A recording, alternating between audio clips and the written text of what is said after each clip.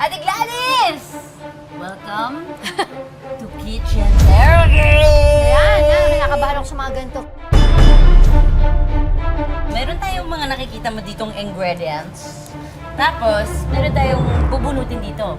So, bago ko iba to yung tanong, bubunot muna tayo ng isasawsaw sa sasawsawan. Kung hindi ko masasagot yung tanong, gano'n. And yes, may choice ka naman kung Okay. sasagutin mo o hindi. Kasi kapag sinagot mo yung tanong, Hindi ko nakakainin. ako yung kailangan kumain. Ayun! Sasagutin ko lahat. Try mo, sige. Ano? Peanut butter. Okay, Ay, ito masarap. tayo, peanut butter. Ano isasawsaw natin sa peanut butter?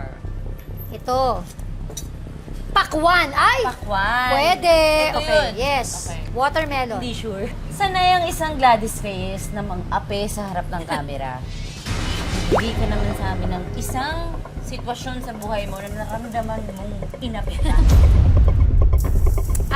Bata pa ako noon. I think I was still in Dutch Entertainment. Uso noon yung mga baratilyo, ibig sabihin yung mga out of town shows. Oh. 'Di ba? So may mga entablado ganyan. So ako ay guest from Dutch Entertainment. Laging kasama nun yung mother ko. Nakisakay lang ako sa, I think ang service namin that time ay taxi. Tapos nung uwian na, yung sinakyan namin taxi papunta doon, pagtingin ko, may nakasakay. Artista din siya, tsaka kasama niya yung mother niya. Tapos sabi nung mother niya, ano bang ginagawa natin dito? Pati pa tayo umalis, ganyan. So akala ko, they were waiting for us para kasabay na kaming uwi. So it turns out, ayaw nilang may ka-share sa service. So umalis sila. So naiwan kami ng mother ko dun sa out of town show na yon. Di naman naapi, pero feeling ko lang naawa din ako, syempre sa mother ko. Yun gano'n. Na, kaya siguro isa yun sa kahit na, halimbawa, may makakasama ako sa taping, tapos alam kong wala pa siyang sasakyan, talagang I would offer. Buti na lang! Yan ang anak ko, Okay, okay. napakadali niyan sa'yo. Oh. Feeling buti na lang, With peanut, peanut butter. butter. Okay. Try natin. Ay! Oh, kumusta? Lasang smoothie. Bunot natin. Ay, bubunot ulit. Opo. Taba ng ba't ganun ang gaganda ng mga taba ng talangka? Yun sasawsawan. Anong isasawsaw niya doon? Worms! No! Mahihirapan ko tong tanong. Kailangan masagot ko to para siya ang kakain. Ilan na nga po ulit yung anak niyo? Apat. Apat. Oo. Sabihin mo sa mga kapitbahay, Ate Gladys, Oo. sino ang paborito mo sa kanilang apat? Diyan naman talagang wala talaga akong paborito. Kasi ibig lang sabihin, lahat sila, yung pagmamahal ng... Sa totoo, lagi ko to narinig, hindi raw totoo na walang paborito Hindi ang nanay. talaga, hindi ako naniniwala. Hindi siguro paborito. It's more of, mas nakikita ko yung sarili ko. Oo, siguro mas nakikita ko yung sarili ko kay Christoph. So, Mikey? Ate! Yes. Wag Hindi mo na, namang wag mo isipin na warm yan. Ay, masarap ang taba ng talangka. Ano ka ba? Hindi naman to buhay, di ba? Hindi. Sige na, kainin mo na. Huwag mo lang pakatitigan. Nakikita mo pa tuloy ilang legs eh. Kagatit. Yan! Parang ano? Ang lasa. Oh, di ba? May pagkabagoong vibe. Bunot po ulit. Ay, naku, nga pala. Ito talaga, oh, burong kanin. Burong kanin yan. Kumakain ka ba ng buro? Hindi pa po. Ay, naku, mga kapampangan, yan talaga, napakasarap na ano niyan. Pampagana lalo yan. Yes, kapampangan ako. So, Mangga. syempre, mangga. Oo. Partner ba yan? Hindi. 31 years na kayo.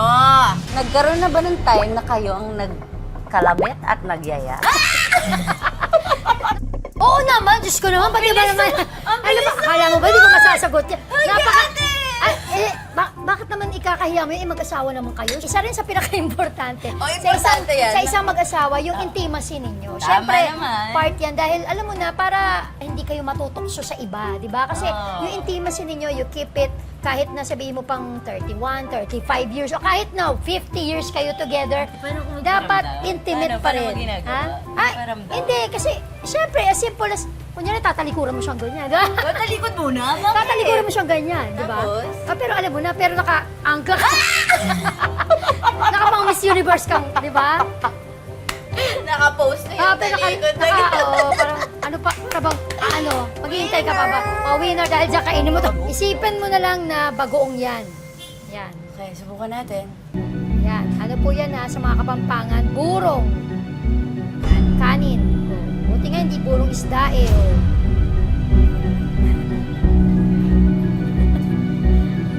So, Gets. okay. Gets ko yung fermented. Ah.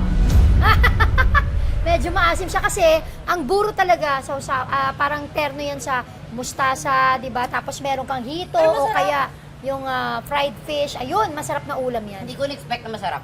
Oo. Masarap. Kailangan Last pala na to. ubos. Okay. Last na yung question ate. Uy, ketchup! No!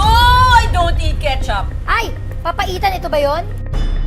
Itong question na to ate, regular to sa Kitchen Dero. Okay.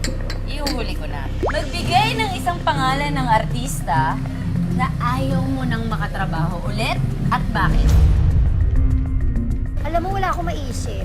Sige na nga, dahil dyan kakain na lang ako. Pagbibigyan Kasi niya parang, ako, hindi, thank you. kasi honestly, wala akong maisip na, oo.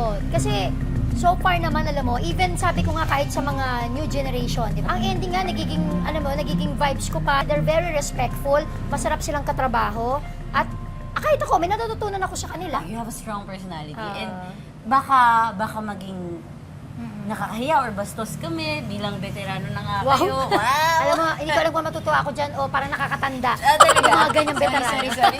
Hindi, pero sa totoo lang, like, ramdam mo yung respeto, but at the same time, you're having fun, ano? Sige, kakain Go, ako for ate. you, ha? Masarap siya, direct. Ano, kamusta? Parang, nabawi ko na. Ba't gano'n sa umpisa masarap? Tapos pumait ng pumait. Kasi nga papaitan. Gusto natin, papaitan, mapait. Pero I love it. Thank you, Ate Gladys, at naging-game ka dito sa Kitchen Yes, Dero oo, Game. more. Gusto ko pa nga more questions. Gusto mo Ano pa?